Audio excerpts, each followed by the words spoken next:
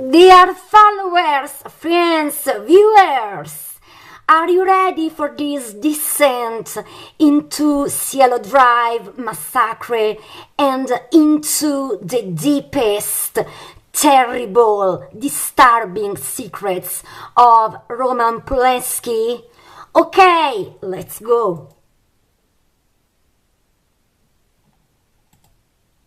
Sharon was aware that she was pregnant since approximately late 1968. A year earlier, she had had an IUD fitted, so her doctors were at a loss of how the pregnancy came about. She knew the news wasn't something Polanski would be happy with, as he had already told her he would never have kids, perhaps not wanting to contribute another child into the world due to his own rough childhood and bitter experiences growing up in a war-torn Poland. With their 3-year relationship and 1-year marriage already showing cracks, maybe she had hoped that a child would cement them back together, and Polanski would slow down and conform to her ideals with the inspiration of fatherhood.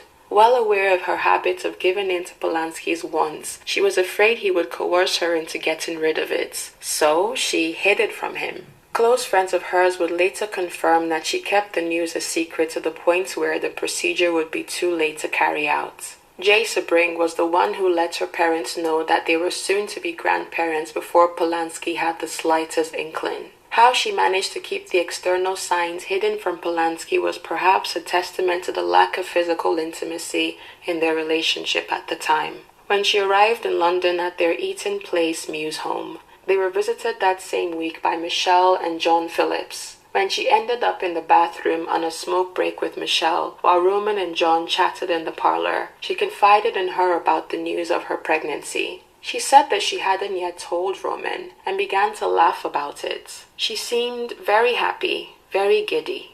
By the end of March, she could no longer contain it physically or emotionally, and broke the news to Polanski. By then, the window of termination had already passed. Polanski's response was so dry that his first remark to her was about whether or not it would interfere with her upcoming role and how obvious the physical signs would show on film, concerns which Sharon giddily brushed off. Polanski would finally come round to the prospect of fatherhood over the preceding months, doing research and potential do's and don'ts as the caretaker of a newborn, buying books and asking around for advice from friends and doctors on how to best support Sharon during her pregnancy. According to all accounts, Sharon glowed at the prospect of motherhood. She seemed utterly at peace with herself, recalled Michelle. Every other worry or gripe, mentally or career-wise, seemed to take a back seat to the little life that she was growing.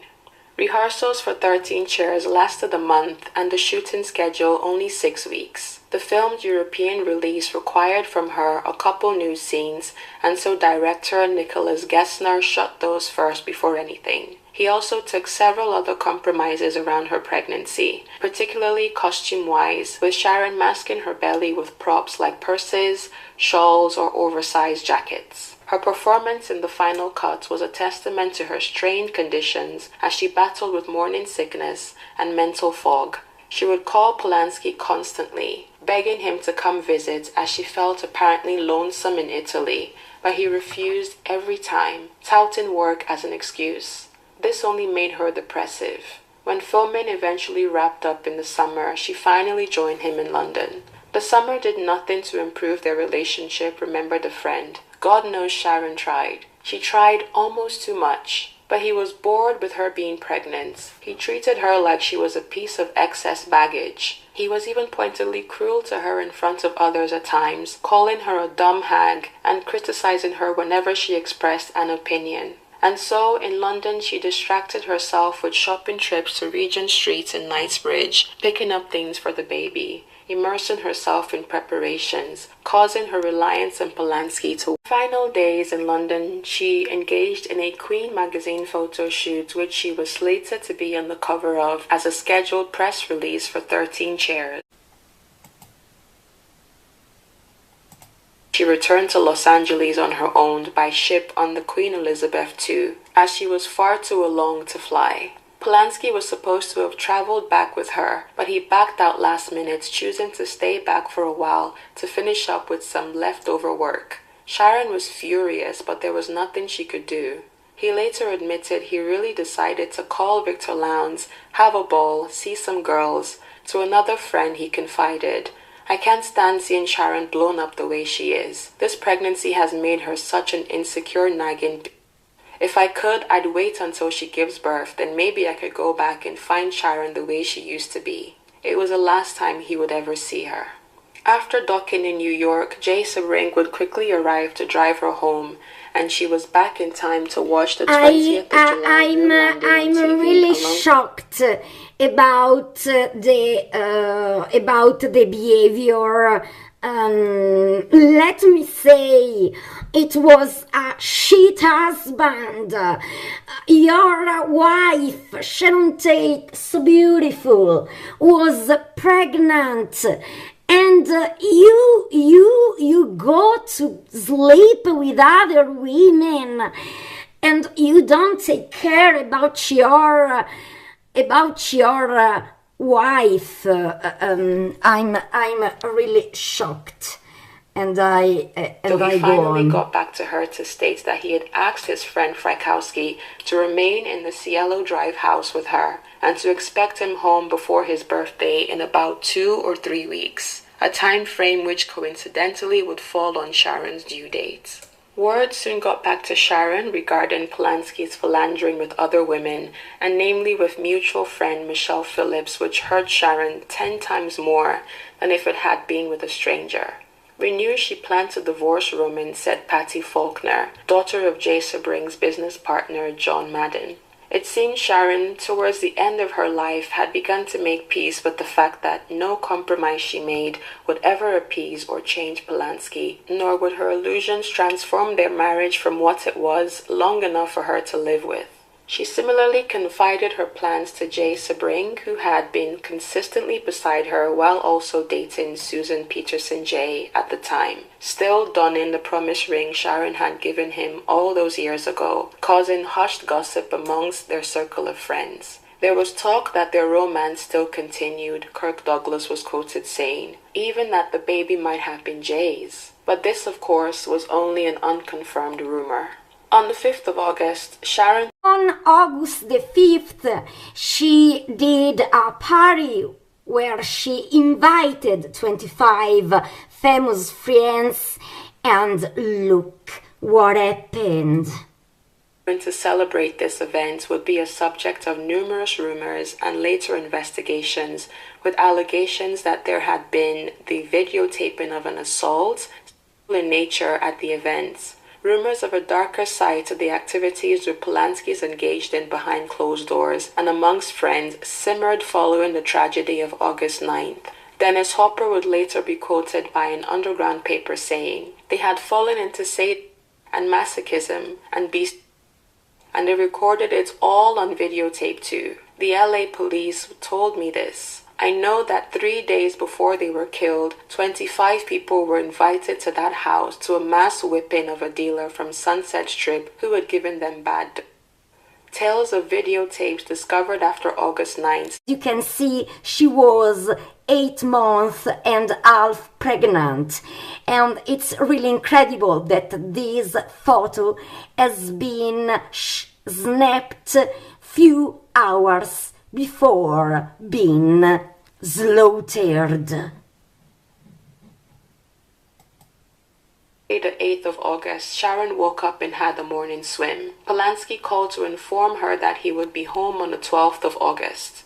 Later in the afternoon, when the maid, Winifred Chapman, told Sharon she was clocking out for the day, Sharon offered her the opportunity to stay the night since it was hot that day, and Chapman was due to clock in again early the next day, but she declined.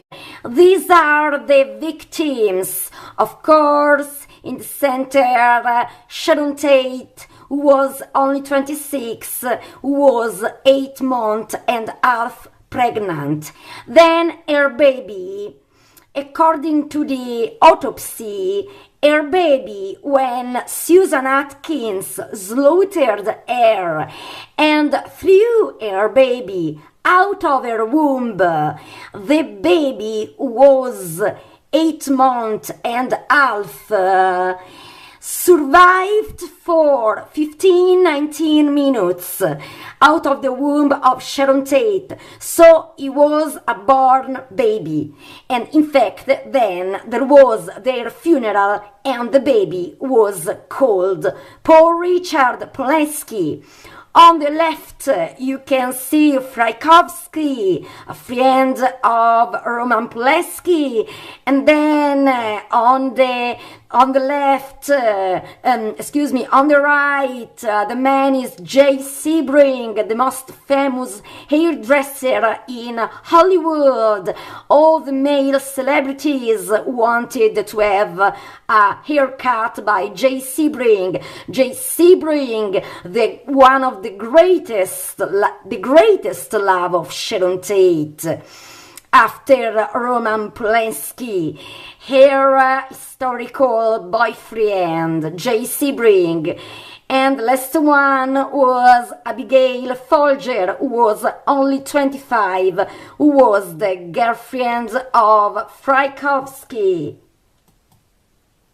Murdered by members of the Manson family cult. Their bodies were discovered the following morning by the maid Winifred Chapman. Police arrived at the scene to find the other victim, Steve Parent, later identified as Stephen Parent. On the front lawn lay the bodies of Frykowski and Folger. Frykowski was said to have struggled the hardest for his life. Dr. Thomas Noguchi, the coroner, said, "In my entire experience, I have never seen such savagery applied to one person."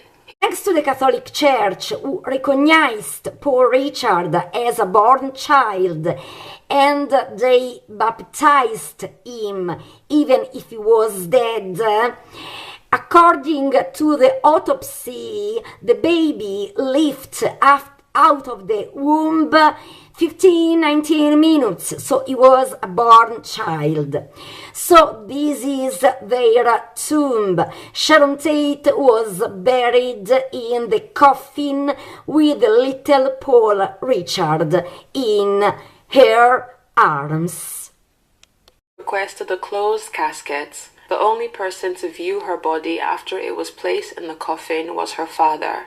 The case made headlines throughout the U.S. The Los Angeles and New York Times devoted a large section of their front pages to Sharon's death. Life devoted a lengthy article to the murders and featured photographs of the crime scenes. Polanski was interviewed for the article and allowed himself to be photographed at the entrance of the house, next to the front doors with the word "pig" still visible, written in Tate's blood. He was widely criticized for the photo shoot, but he argued that he wanted to know who was responsible and was willing to shock the magazine's readers in the hope that someone would come forward with information.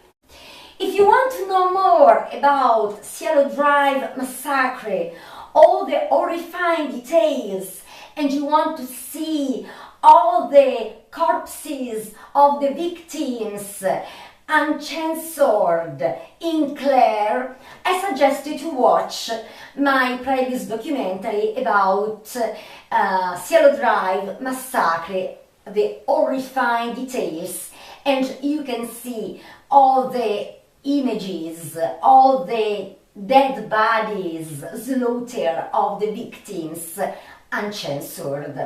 So if you want to know also more about investigations and about really the real Charles Manson, I suggest you my previous documentary, Charles Manson.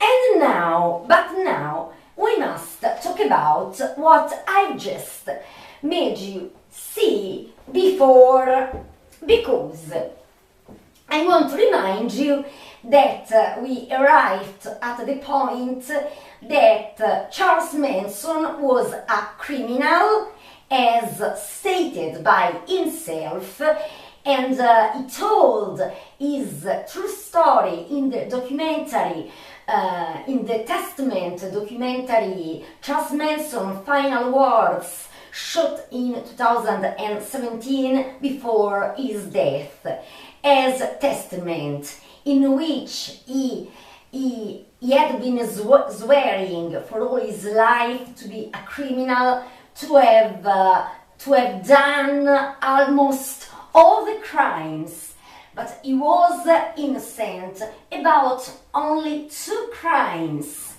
I've never killed anyone, and I never ordered that horrifying massacre at Cielo Drive. I never ordered to kill Sharon Tate, who was a wonderful creature. And also he admitted in court that he wasn't a killer, in the meaning that he never killed anyone in all of his life, but that he was friend of many killers who killed many people. So he was what he was, but he wasn't in this case. So we know that the 4 concrete killers who did the slaughter were Tex Watson, Susan Atkins, Patricia Krenwinkel, and Linda Kasabian, who only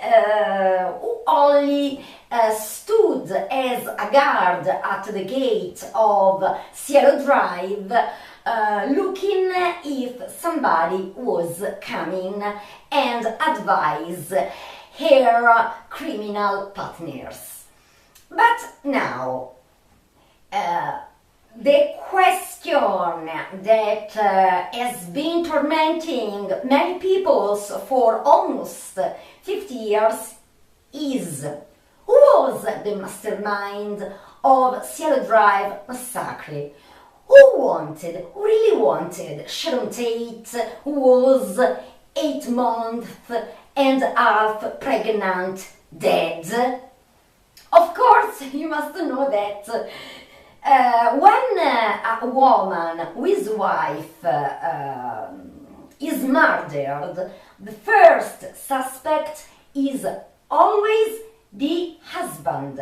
And in this case, the husband was the very famous and also a genius, the director Roman Polanski. I must be honest, I love almost all the movies made by Roman Polanski.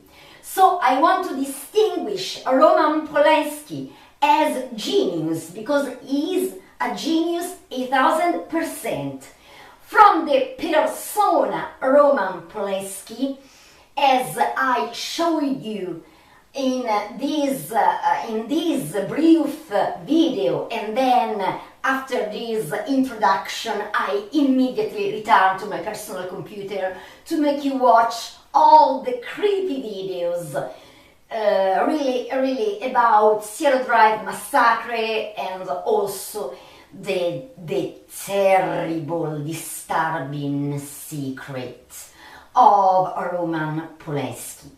So, Roman Polanski, what made at some point some investigators suspected about Roman Polanski, because he was the husband of Sharon Tate, and also because he was missing at home just in the night that the Cielo Drive massacre happened. He had more than a motive. And I will keep on showing you what I mean. He didn't want to have a son, a child by Sharon Tate. He didn't want to get father. So when Sharon Tate knew this particular, but she got pregnant, and Roman Polanski was her husband, so she told him, I'm pregnant and I want to keep my baby. And instead, Roman Polanski told her in a cruel way, you should abort. I urge you to abort. But Sharon Tate refused. Polanski, of course, he was a perverted man, and he forced his wife to have orgies with multiple men because otherwise he wasn't able to be excited, and she didn't want to shoot them anymore. Also because all the extreme sex tapes weren't something for Roman Polanski to become horny, but because when there was parties at Cielo Drive property, Roman Polanski showed these videos with his wife Sharon Tate having sex with many men, women doing extreme sex practices. So she really wanted to divorce. Above all, when he discovered that Roman Polanski remained in London, not because on a side, of course, he had to work on a movie called The Day of the Dolphin, but the real reason was that Roman Polanski couldn't bear to see Sharon Tate pregnant. He insulted her, also because she was pregnant, and he told her that she was disgusting, and when he got to know that Sharon Tate was pregnant, he didn't sleep in their marital bed anymore. And when he went to London, he started to date and to have sex with the best friend of Sharon Tate, Michelle Phillips. So really, when Sharon Tate got to know this news, she wanted to divorce 1,000%. And meanwhile, she was getting closer with her ex-boyfriend. Their story has been a huge love. I'm talking about J. Sebring, the most famous hairdresser of male celebrities in Hollywood, and also one of the most expensive ones. So celebrities were proud to have a haircut by J. Sebring. J. Sebring, her real great love. They were getting closer, even if J. Sebring at that time was engaged with another woman, but he wasn't married, and Sharon Tate wanted to divorce from Roman Polanski. So they were getting very close, so that there were rumors, Kirk Douglas rumored, maybe the baby is Jay's. It wasn't true, and then I will show you the reason why. But it's not important, because she wanted to divorce from Roman Polanski. But instead, I found out some particulars that made me understand, according to my humble opinion, that Roman Polanski is a criminal, because he is a convicted rapist. But these details are not the profile of a killer or a serial killer, and I explain the reason why. When Sharon Tate got murdered with her baby and her fiancé, Roman Polanski immediately was motivated to look for the truth and the killers at any cost. Then it was too much evident because Roman Polanski wasn't at Cielo Drive at 9th of August 1969, and he shot the year before the massacre Rosemary's Baby in 1968, that it's considered a Satanist movie, and there was a woman played very well by Mia Farrow, pregnant, and in the movie she her husband sold her wife to have success in his career, and he accepts to make his wife raped by the devil, so that she could give birth to the son of the devil. Later, only 2 years after that brutal massacre in which he lost his wife and his baby, he did the movie Macbeth in 1971, and it was considered really a bad taste movie. Not because of the movie, because the movie can be considered a masterpiece, because Macbeth is a tragedy written by William Shakespeare. So he treated the tragedy written by William Shakespeare to do a horror movie. There are pools of blood in that movie, and it's also very, very violent, much more than other movie inspired to Macbeth.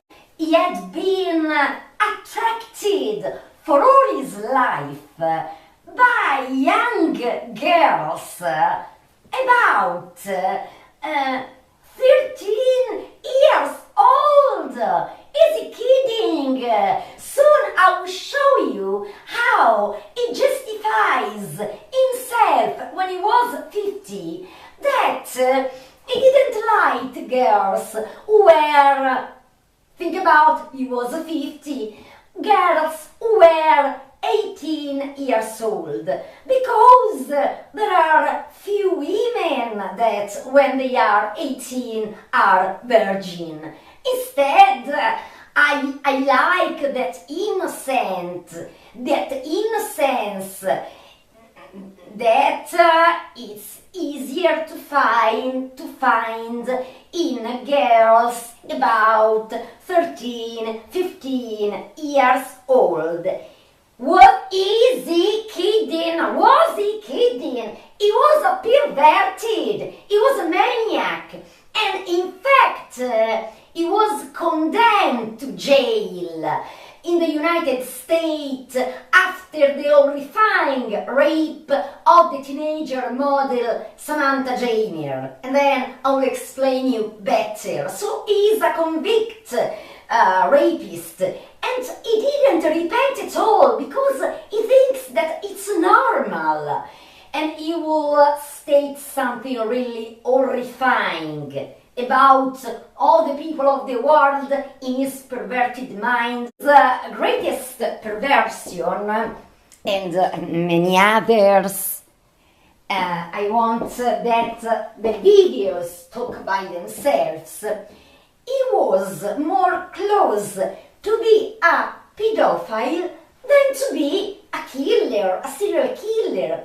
He hadn't a motive to order the massacre of Sharon Tate and all of her friends that were also his friends, like Frykowski, Abigail Folger, and so on.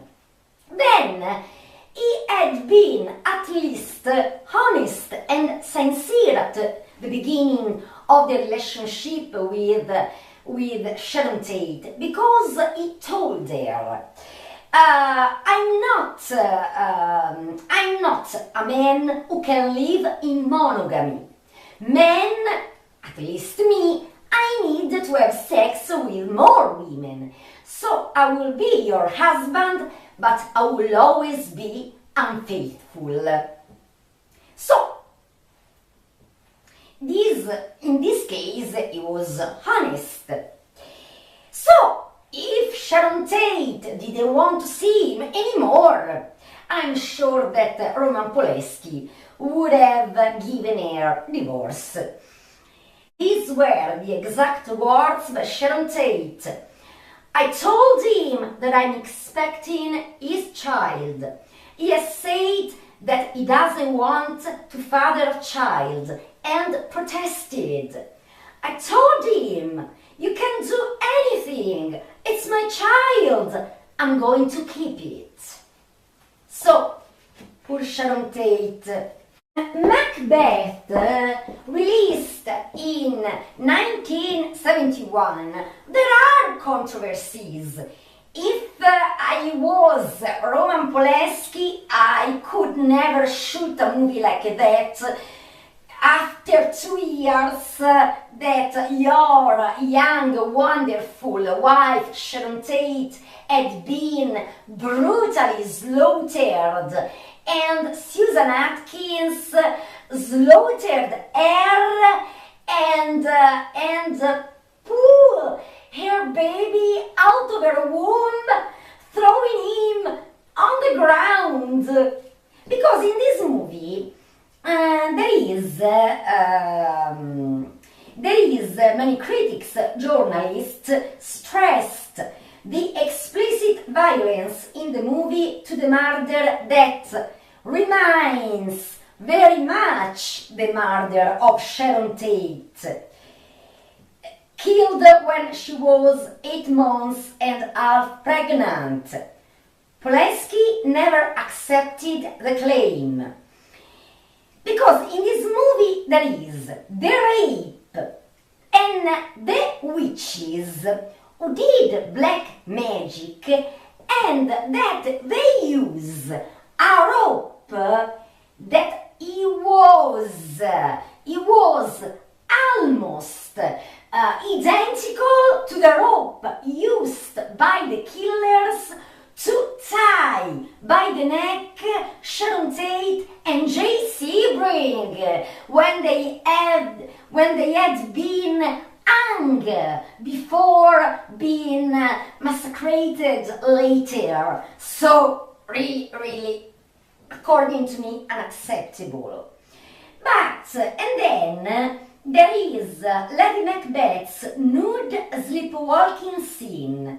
The bloody murders of Macduff's wife and children were seen by many critics to intentionally evoke Sharon Tate's murder.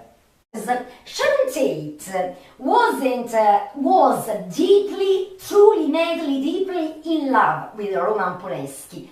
So she didn't marry him because he was Roman Polanski, still one of the most famous directors, screenwriters, and much more. But because she really fell in love with Roman Polanski.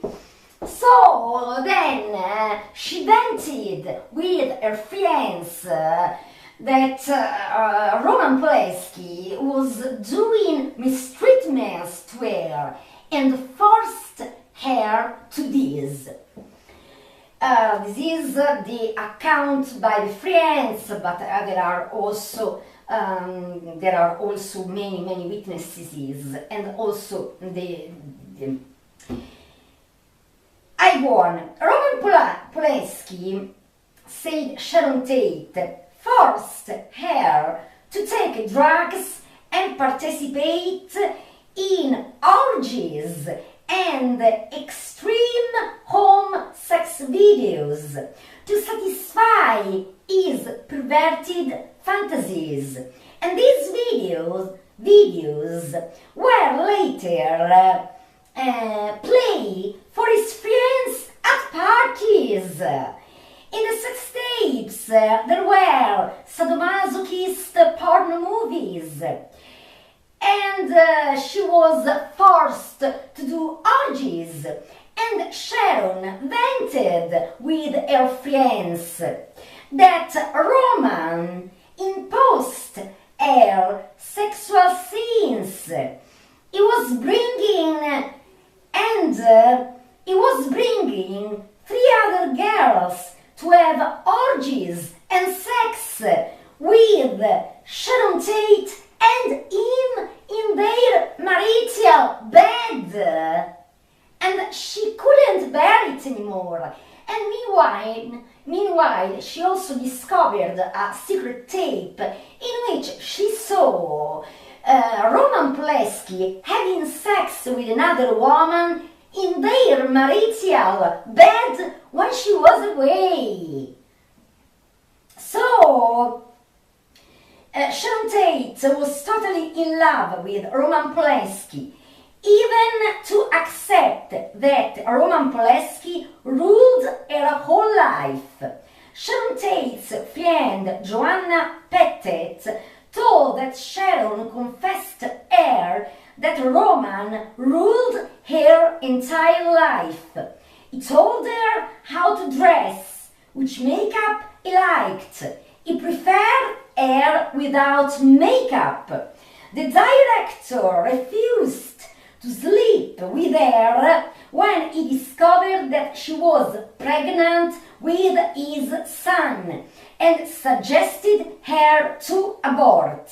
Sharon Tate protested, and then Roman Polanski left for London, also because of job, but this is the main reason. Now, you know that I want you to know that Roman Polanski, it's not me that I say this, because I tell you that I am a fan of Roman Polanski movies, and I'm going to tell you which my favorite ones are, because they are masterpieces.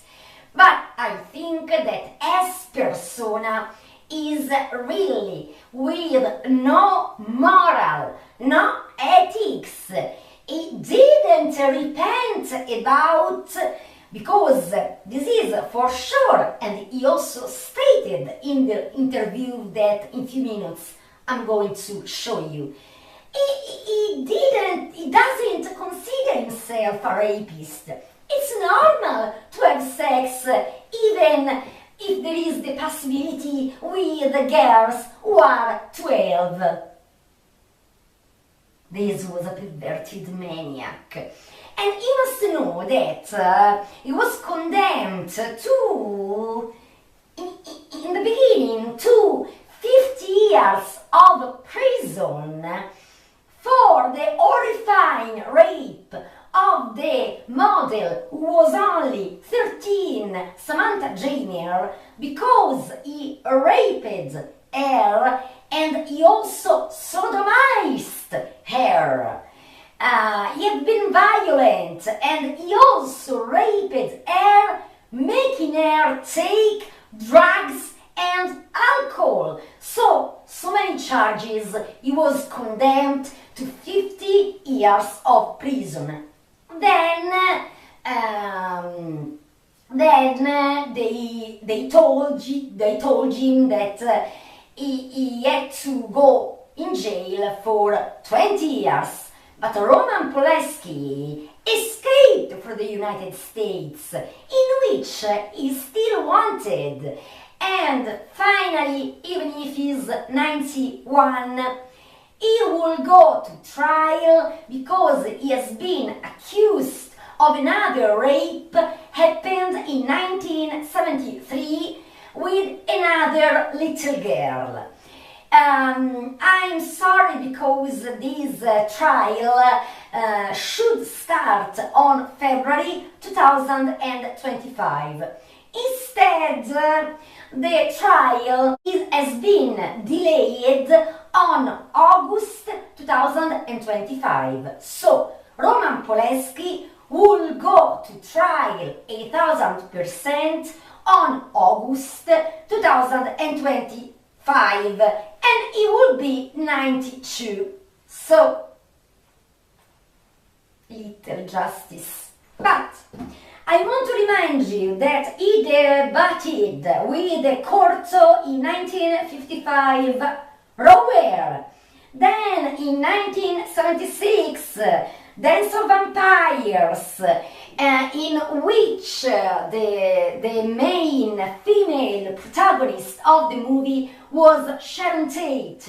But she wasn't the first choice by Roman Polanski, because think about that, a woman who killed her together with Tex Watson was Susan Atkins.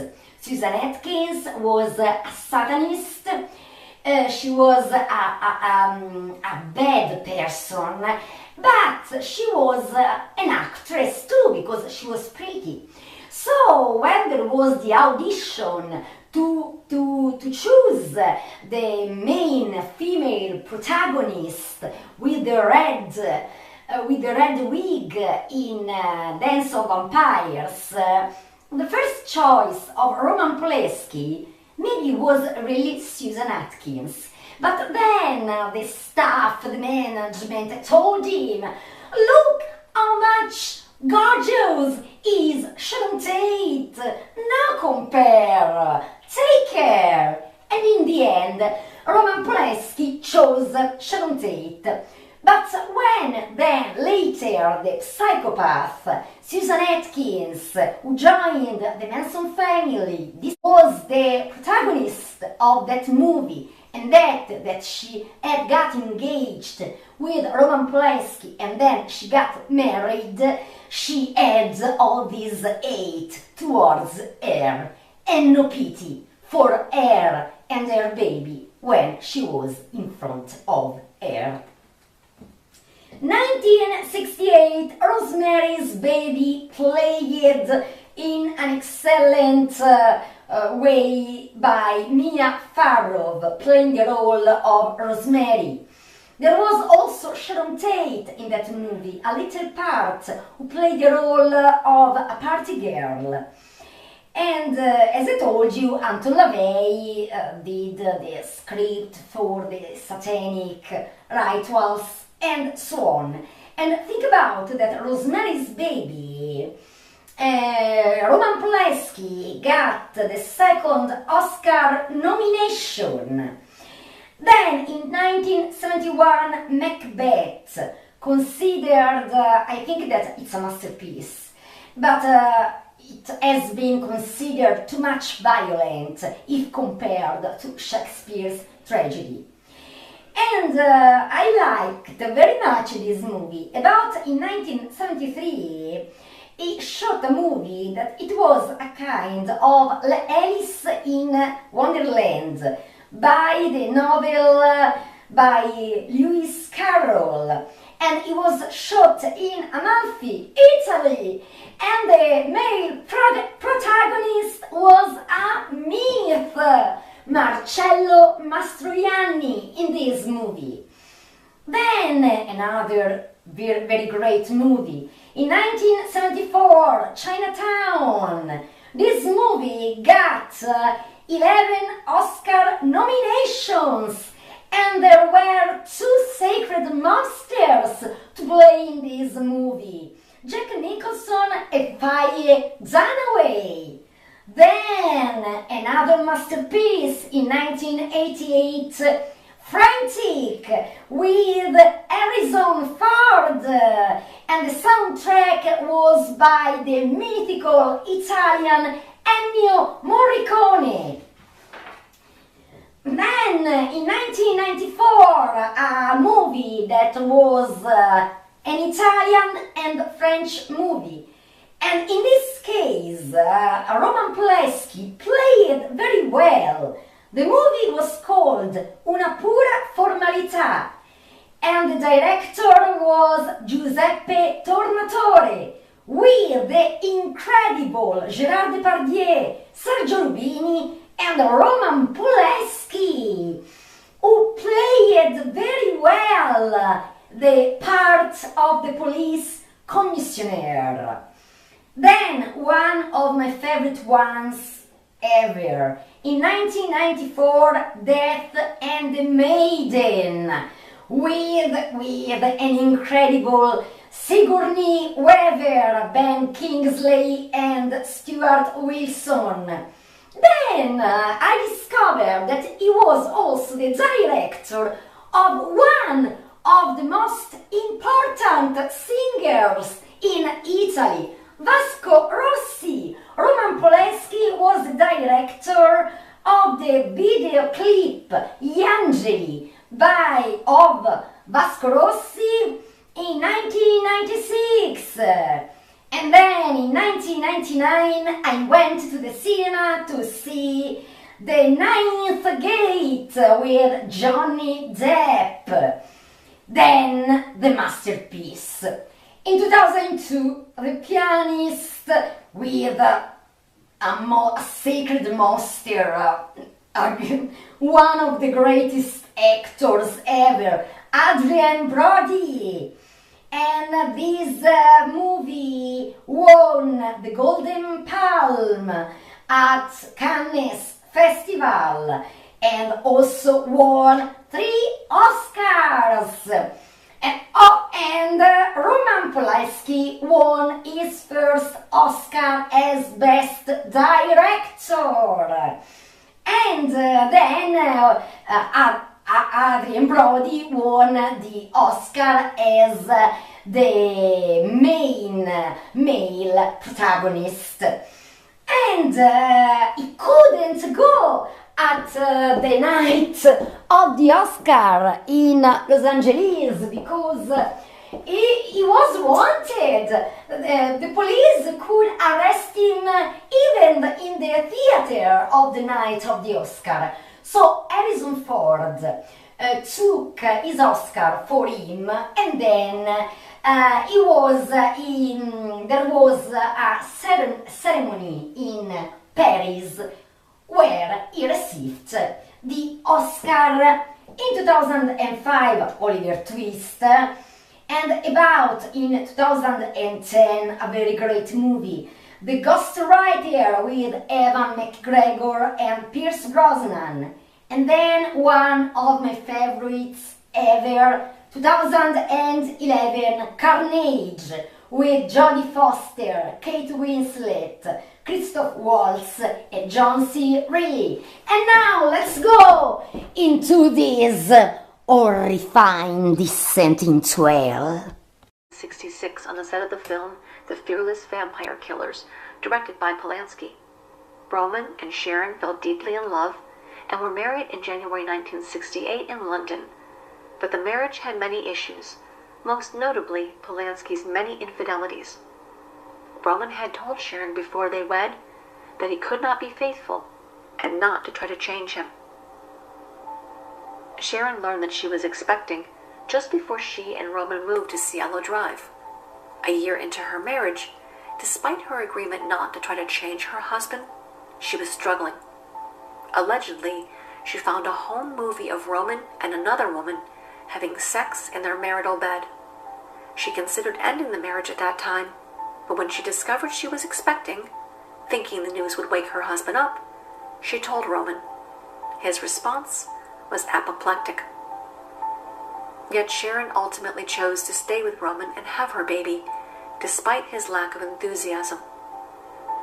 Sadly, the last year of her life, Roman treated her abysmally, taunting her lack of talent and allegedly calling her a dumb hag. This was all the Cielo Drive property. I go on. Sharon pinned her hopes on her coming baby and on Cielo Drive. This peaceful, beautiful place was a nice distraction from her personal woes. To friends and family, Sharon referred to 1050 as her love house. Roman threw a housewarming party.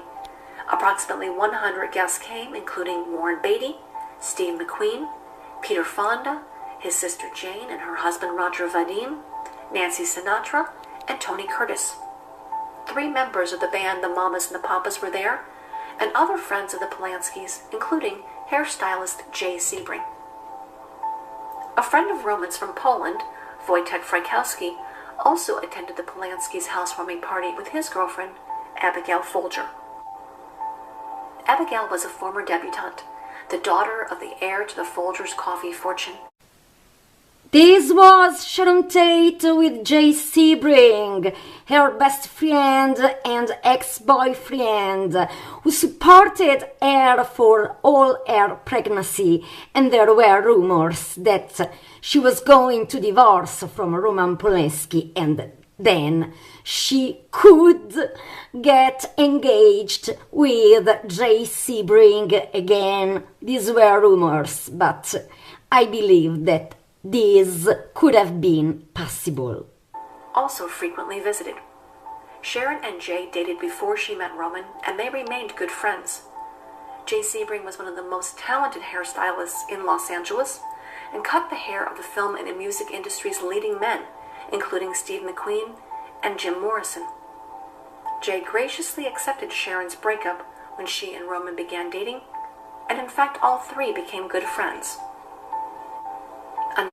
Here we are at August the 8th, 1969, the day before the horrifying, creepy night that was coming. This was the maid.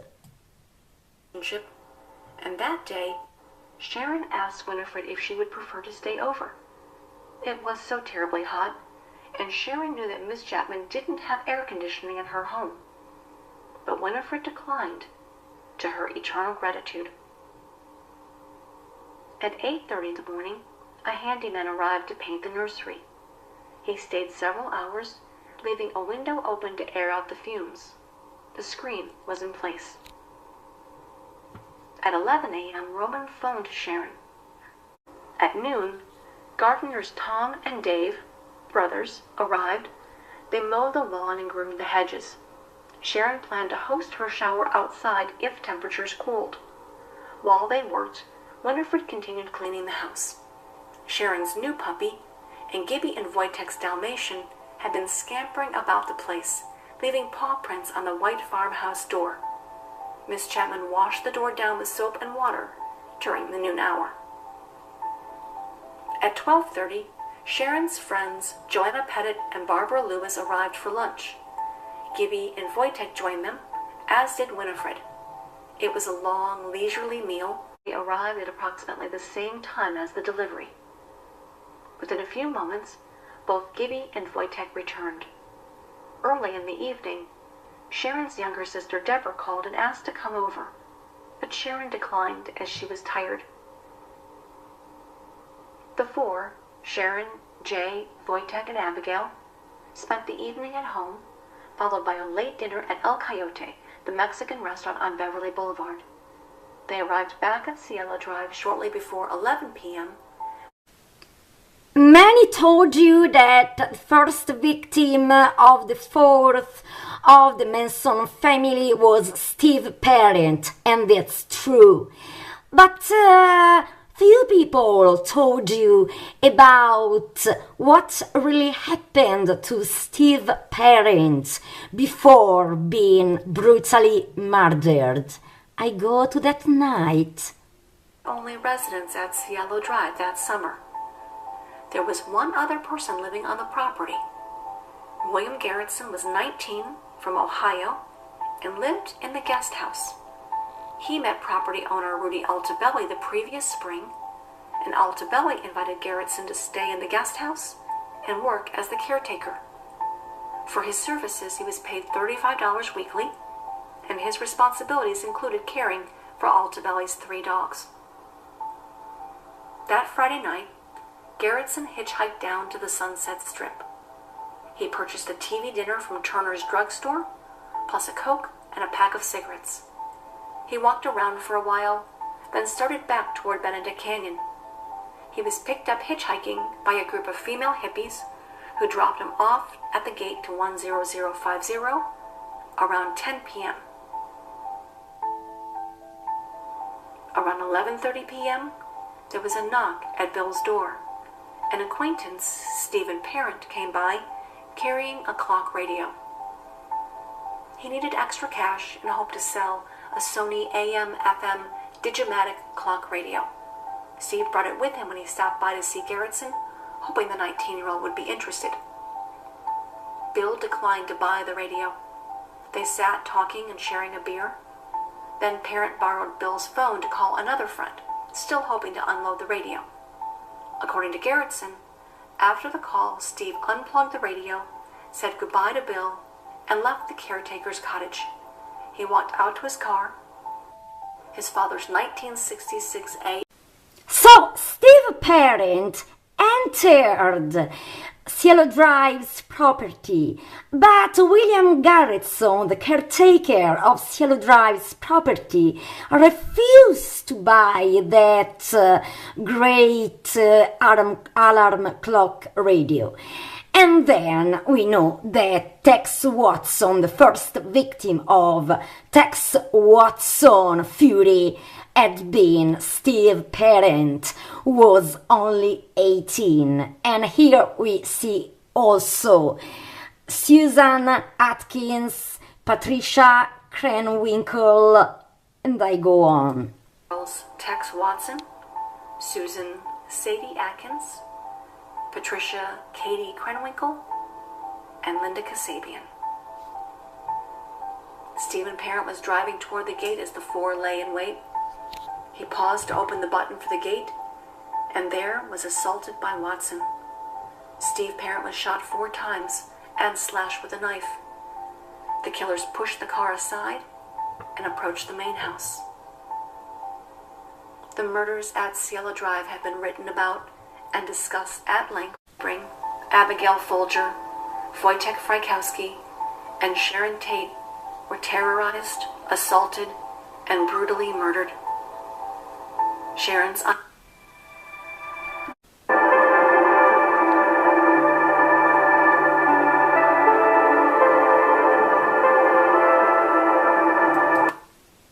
scandal photos. Roman Polanski had been brutally criticized because he was at that door with a written pig, written by Susan Atkins with blood of her wife Sharon Tate, and he was really criticized. Instead, the aim of Roman Polanski was to put the attention on this horrifying massacre and find the guilty. Keep the looky-loos unsuccessfully away. The new house was a Mediterranean-style mansion, 6 times larger than the original house, that owner Alvin Weintraub named Villa Bella. Villa Bella boasted 9 bedrooms, 13 bathrooms, a wine cellar, and private screening room. He then attempted to sell the property in 1998, but took it off the market. He tried again in 2002. The property bore no resemblance to the house where Sharon Tate and 4 others were savagely murdered, but Weintraub could not get the return on his investment he had desired. Say that Benedict Canyon is haunted with the ghosts of Sharon Tate, Jay Sebring, Abigail Folger, Wojtek Frykowski, and Stephen. Of ghostly apparitions have been whispered for years. Human nature. I mean, I was accused of being one of the accomplices, Yeah. by even people who I thought were well willing to. But there was like a great psychological test, like great psychoanalysis. I could see that everybody saw it from his bloody drama like Macbeth after what you went through, but you pointed out that anything you did they would have said was absurd. I mean, if you'd done a comedy, they'd have said, how could he do a comedy after all that? And, it's precisely that's how everything is related to your life, and that's how people see it. And people see this film more bloody than it really is. I mean, it's much less violent than any average film that you see on the screen now. Well, not average, but then the violent films, so-called violent films, much less. It's as much as we can expect from Macbeth. That's about all. Really anxious to see it. Well, I will one of these days, too. It's right there. It's nearby, is it? Yeah, Playboy Theatre. Okay, Playboy Theatre. And now the most terrible, disturbing secrets of Roman Polanski, also at Cielo Drive. I go. Bad. I mean, it was really, really bad. The phone rang off the hook. We couldn't leave the house. Everyone was calling me a liar. I mean, it was... This was the victim of rape. Imagine being 13 years old, Samantha drugged, and Jamer. assaulted by a famous director. Now imagine that director escaping justice for decades. That's the reality for Samantha Geimer, one of Roman Polanski's victims. Today, we're not just talking about Polanski's movies, we're exposing the dark side he's tried to keep hidden. This was the first wife of Roman Polanski. Listen to it. He met a woman named Barbara Kwiatkowska-Las. They got married in 1959, but just 2 years later, they were divorced. Barbara never really talked about why they split up, but people knew that Polanski liked to be with other women, especially young ones. Even though he wasn't super famous yet, Polanski had a lot of power as a director. He was always surrounded by young women who wanted to be actresses or models. He could make or break their careers, and he wasn't afraid to use that power. He wasn't faithful to his wife at all, and everyone who knew him knew that he couldn't keep his eyes off other women. After his divorce... And now we are at when Roman Polanski knows Sharon Tate. Be ready, let's go Vampire immediately. Killers. This last movie was important, because that's where he met Sharon Tate, the woman who would become his second wife. It wasn't love at first sight, though. Sharon later shared that she thought Roman didn't even like her at first. He had wanted another actress for her role and was incredibly tough on her during filming. He made her do one scene over 70 times, yelling that she couldn't get it right. One day, Sharon overheard Roman saying it was a mistake to cast her. She was hurt, but she also became determined to make him like her. This wasn't too hard, considering Roman was not only the director, but also the lead actor, playing Sharon's love interest in the movie. As time went on, Roman started to see Sharon's talent and fell for her. They became a couple, but Roman was upfront about his playboy ways. He told Sharon he wasn't going to stop sleeping with other women, especially the young ones on set. At first, Sharon said she understood and didn't mind, but as Sharon and Roman's relationship grew more serious, she hoped he would eventually settle down and be faithful. But when she expressed her unhappiness about his cheating, Roman would get angry. He reminded her that she promised not to try and change him, comparing her to his petty ex-wife. He saw her desire for fidelity as a big hang-up and talked down to her because of it. In an interview with a friend, Sharon admitted that their relationship was based on a kind of agreement. She said, "Roman lies to me and I pretend to believe him." It seems she was trying to make things work, despite his infidelity. In 1968, Sharon became pregnant with Roman's child. They moved into a house at 150 Cielo Drive in Benedict Canyon, Los Angeles. Sadly, this is where tragedy struck. While Roman was away working on a movie, Sharon and her friends were brutally murdered by the Manson family cult. When Roman heard the terrible news, he rushed back to the United States. He was devastated by the loss of Sharon and their unborn child. He later said that this event changed his life forever, turning him from a happy and optimistic person into a bitter and cynical one who only saw the bad in people. However, this was not true. According to his own autobiography, even as Polanski mourned Sharon's death, he sought solace in the company of numerous young girls. He claimed they felt a need to make love to him, even though many were as young as 16. This behavior, while disturbing, reveals a darker side of Polanski's character, one that seems to have emerged in the wake of tragedy. Dark Chapters. It was 1977, and Roman Polanski was a famous movie director. He wanted to take pictures of a 13-year-old girl named Samantha for a magazine. Samantha's mom said yes, because she thought it would be good for Samantha's modeling career. They had one photo shoot, but Samantha didn't like it. She felt weird, when Polanski asked her to take off her top. Even though she didn't want to, she agreed to another photo shoot at the home of another famous actor, Jack Nicholson. Jack Nicholson wasn't home that day, but his girlfriend, Angelica Houston, was. When the photo shoot started, Angelica got a bad feeling. She heard noises from the bedroom and knocked on the door, but Polanski said they were just finishing up. Roman Polanski offered her champagne, a gesture that seemed innocent enough at the time. As the champagne flowed, so did the conversation. Samantha remembers feeling increasingly scared, sensing that Polanski had intentions beyond a simple photo shoot. She tried to voice her discomfort, saying, "No, no," but the words seemed to fall on deaf ears. The director continued to push boundaries, offering her part of a quaalude, a sedative. Despite her protests, the situation spiraled further out of control. Polanski's actions, as described by Samantha, were a clear violation of her innocence. He ignored her pleas to stop, performing sexual acts that left her feeling violated and scared. In her later interviews, she recounted the feelings of helplessness and fear that consumed her in that moment. She didn't know how to escape, caught in a situation she hadn't fully understood when she agreed to the photo shoot.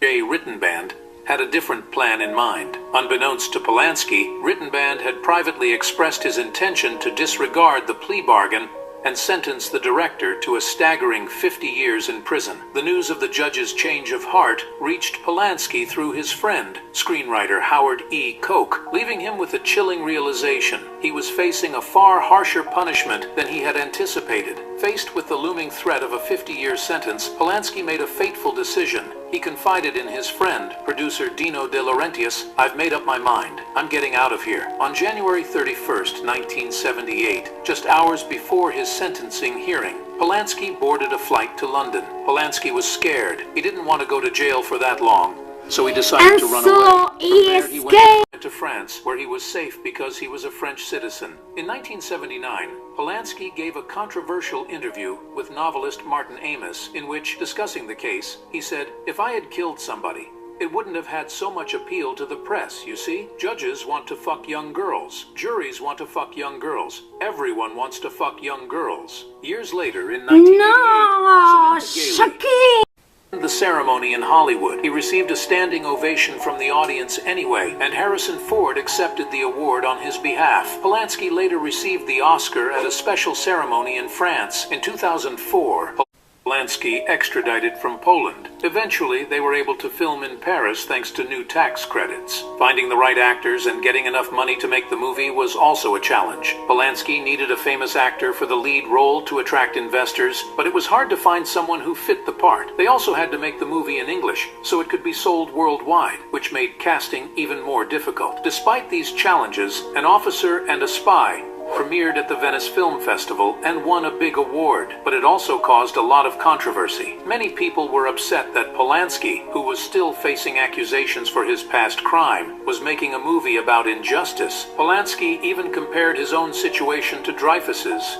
which made people even angrier. He said that he was being unfairly targeted and that people didn't know the real story. Despite the controversy around Polanski, the movie itself got good reviews. In February 2020, Polanski won Best Director at the César Awards, which are like the Oscars in France. But he didn't go to the ceremony because he was afraid of being attacked or criticized. His wife accepted the award for him. This win caused even more protests. People were angry that a man accused of a serious crime was being celebrated. Some celebrities walked out of the ceremony.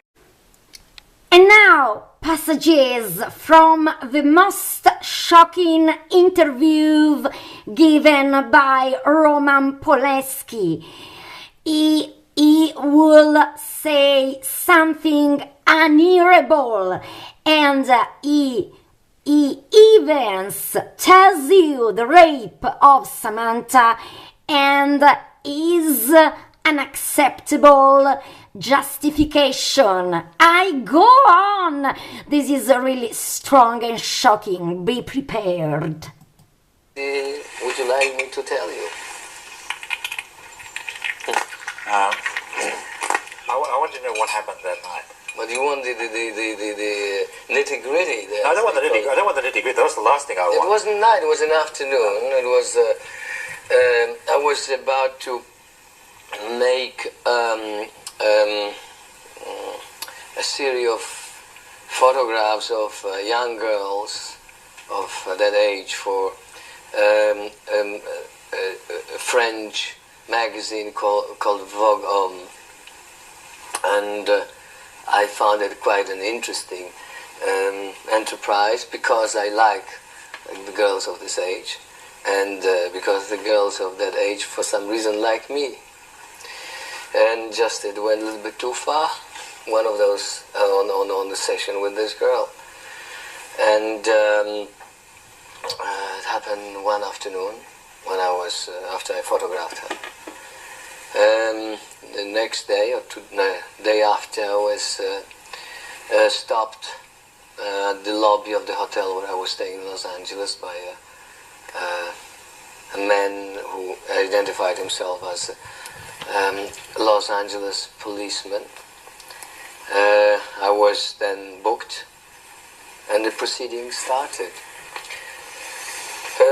After almost a year of tremendous struggle and hardship, as you can probably imagine, and you may remember, of being on every page of every possible newspaper and magazine, eventually the judge who was in charge of the case decided to send me to... Of course, the judge decided to send this rapist in jail. In fact, he has been wanted in the United States for almost 50 years. And listen to this, it's really worse than before. 18. And it's very difficult to find someone who did not have a sexual experience before reaching this age. So that means that there are a lot of law breakers. Well, with me it was a bit more extreme, of course, because the girl was 2 weeks short of 14. But if you have seen her sitting here next to me, you wouldn't be particularly shocked by it. As a matter of fact, you would find it completely normal. Well, I'd be particularly concerned to find out how old she was. And you actually did know. You actually did know how old she was. I knew she was 14 because she was talking about her birthday before that. Doesn't the age of consent mean precisely that under a certain age, whatever age it may be, it doesn't matter if the girl says yes or not, or wants to or not, that you're supposed not to because it's... Yes, I know, in that particular state. That's again the question of, you know... Everywhere in the West has got some sort of age of consent. No, but you see, if you think of the United States, there are the states when the age of consent is 12 in the United States. So you see, and there are other countries where, you know... Absolutely horrifying. It's normal. He would like to be in one of those states when a man who is over 18, and in this interview Roman Polanski was 50, it was normal to have sex out 12, 13, 14, because it's difficult to find a virgin. Are we kidding? I wonder how was it possible? Not in the United States because he escaped, but in the rest of the world they protected him because he's a genius, of course, but he's a maniac and a rapist who also stated that that thing, of course, all the little girls love men like him. All the pedophiles stated this because in the country where I live, if you have sex with a baby who is 12, 13, you are a pedophile. So it was at least a maniac, even if he is a genius, 8,000%. And now listen to this. It's really something that you will jump on your chair, really, because it's unacceptable to say this. This is the worst. Are you ready? Because this is really the worst part. Well, I've never told before. I think there's enough perspective, and I think I have reached a certain position in life when such things can be such sins can be overlooked. Well, let's hope that the ladies in question agree with you. Well, let's hope. It's absolutely unacceptable to say I am so talented, I am so rich, and at my level, you can't condemn me. What the hell? This dude had to be sent in prison for many years. So the latest news is that he will be in the United States finally, where he have to spend 20 years in prison because of his rape in 1977 about Samantha Geimer. And there is also the new trial on August 2025 because he has been accused of a rape of a little girl in 1973. I can say if he is innocent or guilty, but he even didn't repent about what he did to Samantha Geimer. Horrible. I said this. So Roman Polanski can be defined a maniac of very young girls, but he is not guilty about Cielo Drive Massacre, and he wasn't involved in Cielo Drive Massacre at all. He was completely innocent about Cielo Drive Massacre and also a victim because he lost his wife, his baby, and his friends. So, about the Cielo Drive Massacre, is there a last piece of the puzzle to talk about? Is there a last mystery? You will discover it soon. See you soon. Stay tuned.